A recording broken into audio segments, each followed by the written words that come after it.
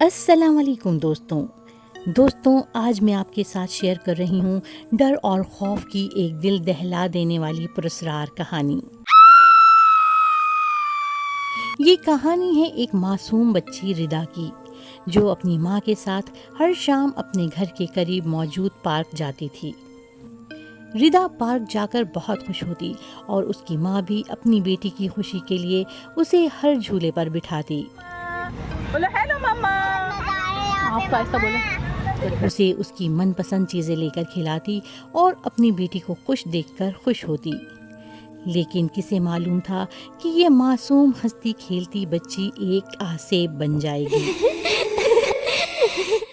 वहीं पार्क के एक दरख्त पर एक जिन की फैमिली रहती है और जिन का बच्चा हसरत से रिदा को देखता है। वो भी रिदा के साथ खेलना चाहता है और एक दिन वो जिन का बच्चा रिदा के जिस्म में दाखिल होकर उस पर कब्जा कर लेता है और रिदा की माँ के साथ उसके घर चला जाता है। और अब रोज़ाना आधी रात को जब रिदा की माँ सो जाती है तो वो बच्चा रिदा को लेकर पार्क चला जाता है। और इस वक्त रिदा नहीं रहती, बल्कि एक खौफनाक रूप में ढल जाती है, क्योंकि जिन का बच्चा रिदा के अंदर मौजूद होता है।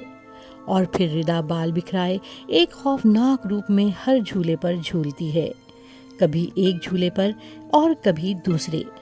पूरे पार्क में भाग दौड़ करती है और जिन फैमिली भी वहाँ पर मौजूद होती है। और सुबह होने से पहले पहले जिनका बच्चा रिदा को घर छोड़कर उसके जिस्म से बाहर निकल जाता है।